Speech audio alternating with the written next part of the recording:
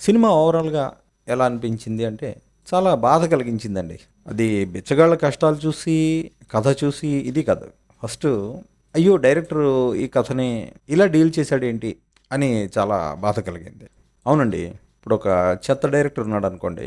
అదేనండి నీతి, నిజాయితీ లేకుండా నరుక్కుంటూ పోయే చెత్త కాన్సెప్టులు తీసే చీప్ డైరెక్టర్ ఉంటాడు కదా! అలాంటి వాడు ఒక చెత్త కాన్సెప్ట్ తీసుకొని, ఓ చెత్త సినిమా తీసినప్పుడు మనకు బాధ కలుగుతుంది. కానీ ఆ బాధ కొంత నయం. ఎందుకంటే ఆ చెత్త డైరెక్టర్ల బతుకులు అంతే.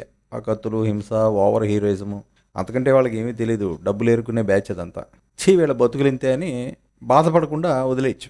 కానీ ఒక మంచి డైరెక్టర్, శేఖర్ కమ్ముల్ లాంటి ఒక మంచి డైరెక్టర్, పద్ధతి, సంస్కారం, నైతికత ఇవన్నీ ఉండే డైరెక్టర్ ఒక మంచి కాన్సెప్ట్‌ని సెలెక్ట్ చేసుకొని, దాన్ని బాగా కన్సీవ్ చేయాలని మంచి అటెంప్ట్ చేసి, దానికి పూర్తిగా న్యాయం చేయలేనప్పుడు చాలా బాధ కలుగుతుంది. అరెరే! ఇది గొప్ప సబ్జెక్ట్ టచ్ చేశాడు కానీ పూర్తి న్యాయం చేయలేదే అని బాధ కలుగుతుంది.